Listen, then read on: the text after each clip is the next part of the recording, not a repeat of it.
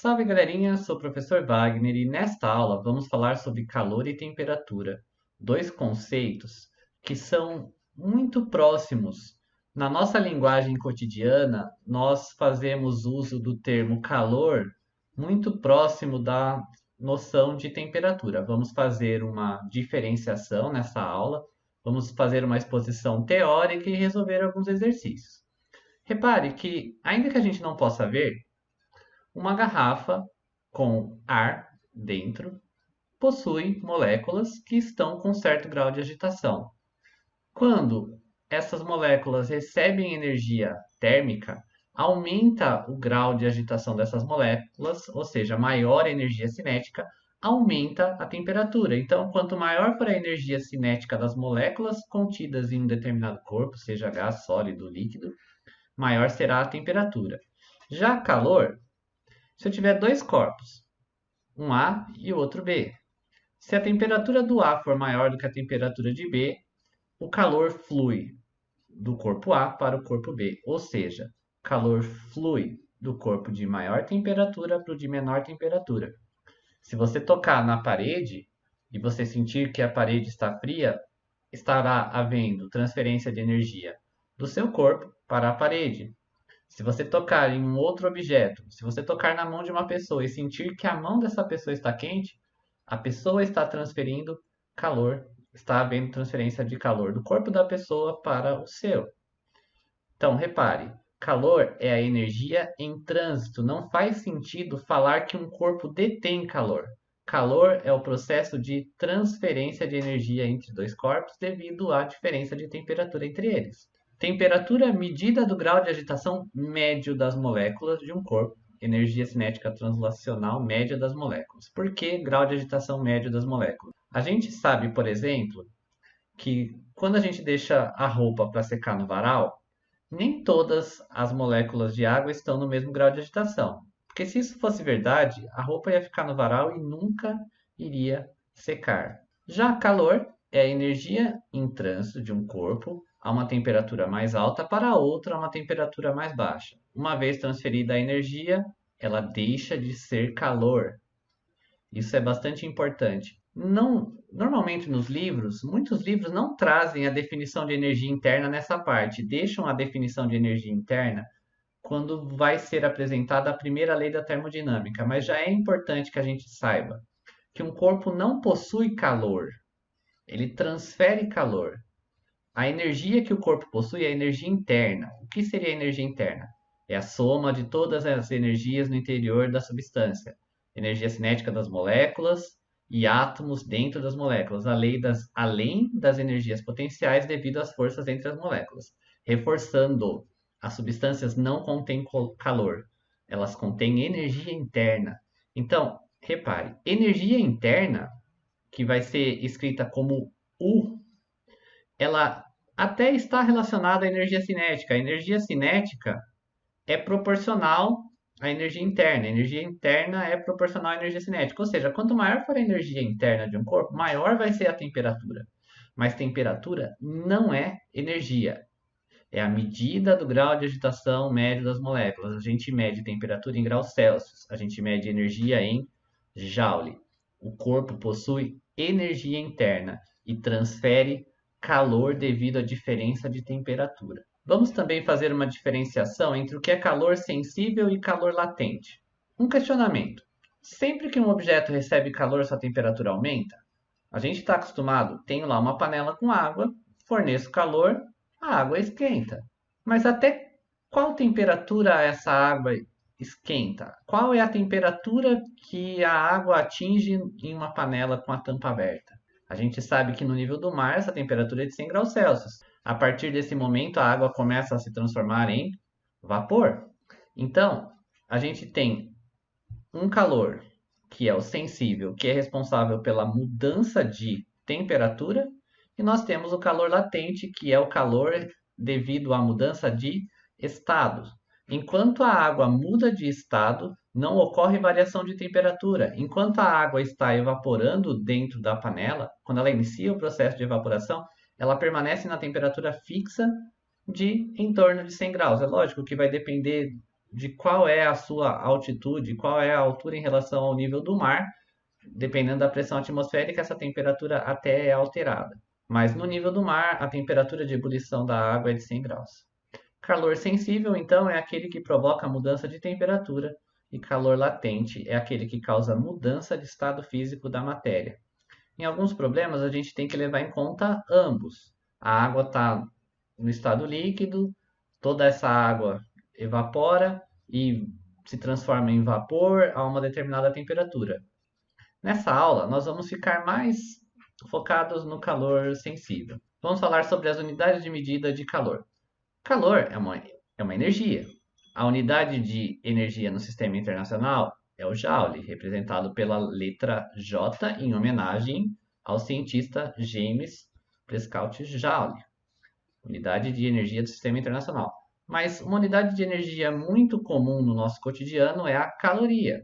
Por exemplo, trazendo aqui essa embalagem, nós vemos valor energético 70 quilocaloria, que é igual a 298 kJ. Existe uma relação entre caloria e joule, que está aqui descrita. Uma caloria, 4,18 joules. Antigamente, e talvez em algumas embalagens ainda apareça, o C maiúsculo que aparecia era o quilocaloria, KCzinho. Talvez para tentar indicar um valor menor, porque aqui seria meio ruim se colocássemos 70 mil calorias. Então, alguns fabricantes colocavam um C maiúsculo no lugar desse K. Então, quilocaloria. E aqui a gente sabe que uma caloria é 4,18 joules.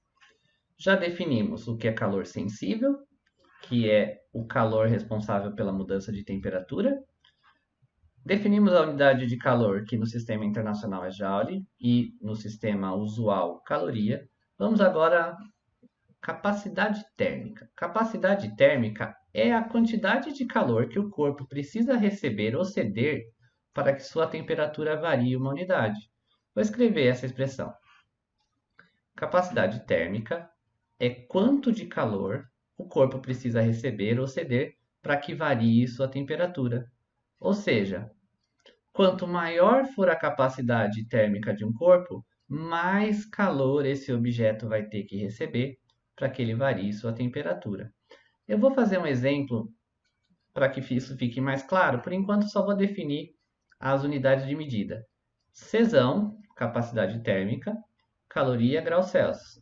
Afinal, calor é dado em caloria, ou joule, e a temperatura é dado em graus Celsius. Joule por Kelvin também pode ser joule por graus Celsius, porque a variação da temperatura em graus Celsius e a variação em Kelvin, ela possui o mesmo valor numérico. Calor, caloria ou joule, e a temperatura pode ser em graus Celsius ou em Kelvin nesta equação. Seguindo, vamos para um exemplo. Dois corpos, A e B, de capacidade térmica Ca, 50 caloria graus Celsius, e Cb, 400 caloria graus Celsius, recebem a mesma quantidade de calor, Qzão, que é igual a 1000 calorias. Determine a variação de temperatura sofrida por cada corpo. Repare o seguinte, a capacidade térmica do B é 400. Isso significa que ele tem que receber maior quantidade de calor para que ele varie 1 grau Celsius. Ou seja, quem vai esquentar mais? O que possui menor capacidade térmica. Quanto menor for a capacidade térmica, mais fácil é o corpo sofrer variações de temperatura. Quanto maior é a capacidade térmica, mais difícil é esse corpo esquentar ou esfriar. Mas vamos fazer a conta. Corpo A, 50 calorias para cada grau Celsius. Vou fazer primeiro por regra de 3, como se a gente não conhecesse a fórmula. Preciso de 50 calorias para variar 1 grau Celsius. Mas eu recebi 1000 calorias. Qual vai ser a variação de temperatura? Regra de 3. 50 vezes x, 1000 vezes 1. Passo o 50 dividindo, posso cortar ali um zero, fica 100 dividido por 5, que é 20 graus Celsius. Poderia ter usado a fórmula, lógico. ΔT é Q sobre C. Repara aí, a última fórmula que eu escrevi no slide anterior. Se eu quero saber a variação de temperatura, é só passar o C que está multiplicando para o outro lado, dividindo. 1000 dividido por 50, mesma conta que já tinha sido feita antes, 20 graus Celsius. Para o corpo B, já vou usar a fórmula direto.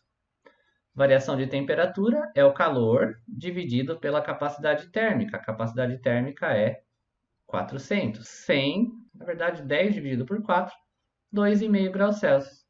Como essa capacidade térmica é 8 vezes maior, a variação de temperatura é 8 vezes menor. É 8 vezes mais difícil esquentar a substância B, porque a capacidade térmica é maior. Prestar bastante atenção nesse detalhe, porque eventualmente pode aparecer um exercício teórico em alguma das suas provas de vestibular, Enem. Quanto maior a capacidade térmica, mais difícil é de esquentar esse corpo ou resfriá-lo. O mesmo vai valer para calor específico, mas vamos primeiro definir o que é essa grandeza. Calor específico indica a quantidade de calor que cada unidade de massa do corpo precisa receber ou ceder para que sua temperatura varie uma unidade. Capacidade térmica é quando eu estou falando de um corpo. Sem eu saber do que ele é composto, eu posso falar sobre a capacidade térmica. Agora, quando eu sei qual é a substância, por exemplo, eu sei que um objeto é feito de água. Eu tenho um copo de água, eu quero saber qual vai ser a variação de temperatura. Eu posso usar o calor específico da água. Se eu souber o mercúrio, ferro, cobre. Vamos para a definição. Calor específico é a quantidade de calor que o corpo precisa receber para que uma unidade dessa massa varie a temperatura.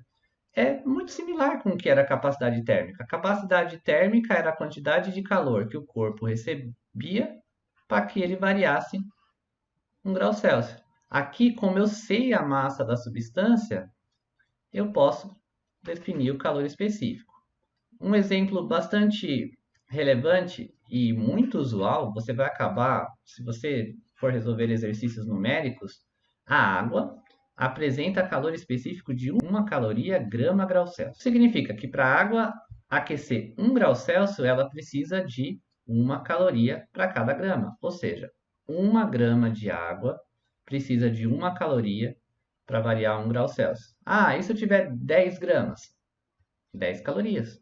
É diretamente proporcional. Por que o deserto sofre variações tão bruscas de temperatura? Porque a umidade relativa do ar é tão baixa, não tem água, então durante o dia esquenta muito, só que durante a noite, como não tem a água no ar, a temperatura baixa muito rápido. E aqui eu coloquei um exemplo para pensar, na real, nem vou fazer. Uma amostra de concreto possui calor específico 0,2. Se tomarmos 10 gramas deste material e 10 gramas de água, e ambos receberem a mesma quantidade de calor, qual deles apresentará maior variação de temperatura?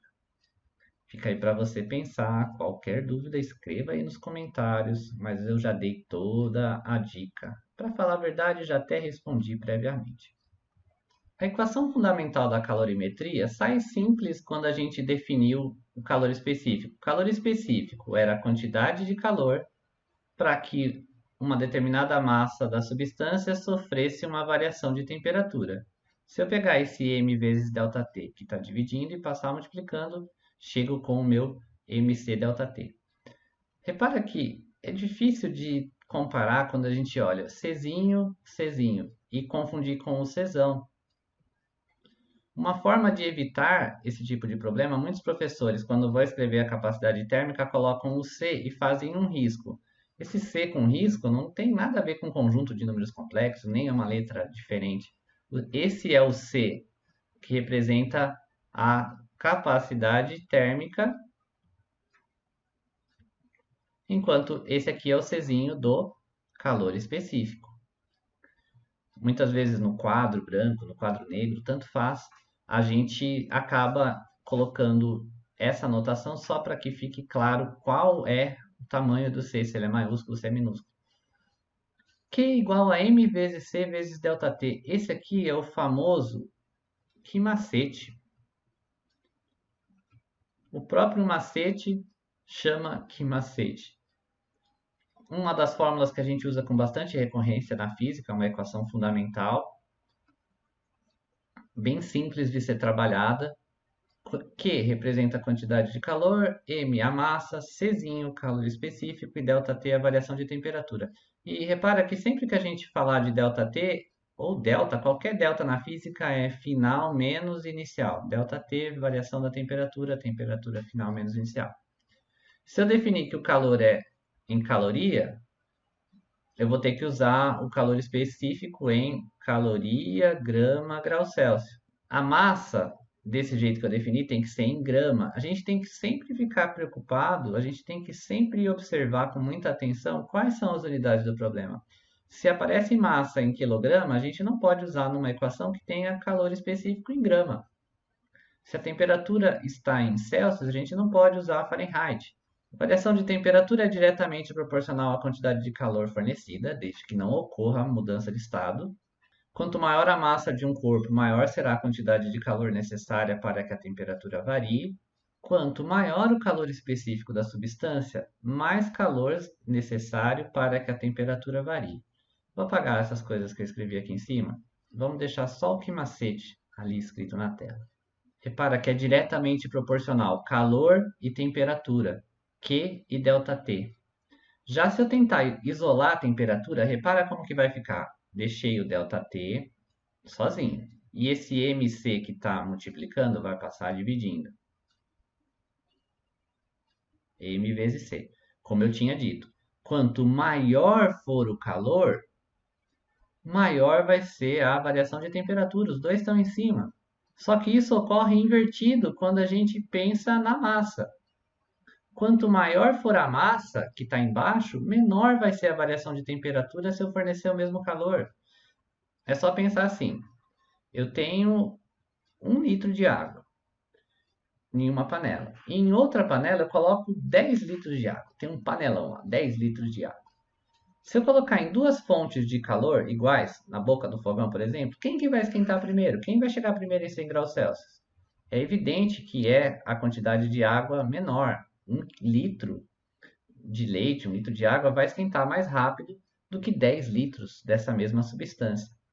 Então, é diretamente proporcional ao calor e inversamente proporcional à massa. É isso que está escrito aqui. Quanto maior a massa, mais calor precisa para que a temperatura varie. E o calor específico, esse a gente já disse. Quanto maior é o calor específico, mais calor é necessário para que o corpo varie 1 grau Celsius. Bom, galerinha, eu tinha dito que resolveria os exercícios ainda nessa aula, mas como o vídeo já está ficando muito longo, ninguém vai ter paciência suficiente para ver 40, 50 minutos de uma aula numa sequência. Eu vou dar um corte nesse vídeo e vou deixar como uma segunda parte onde eu resolvo apenas os exercícios. Então, vou deixar o link na descrição do vídeo. Também vou deixar como card, vou deixar aqui para caso você queira, se você estiver no computador, só clicar no vídeo que está aparecendo agora. Aproveita e se inscreve em nosso canal, tem bastante conteúdo sobre física, Olimpíadas, resoluções de vestibulares. Se você gostou do vídeo, deixe seu like. Valeu!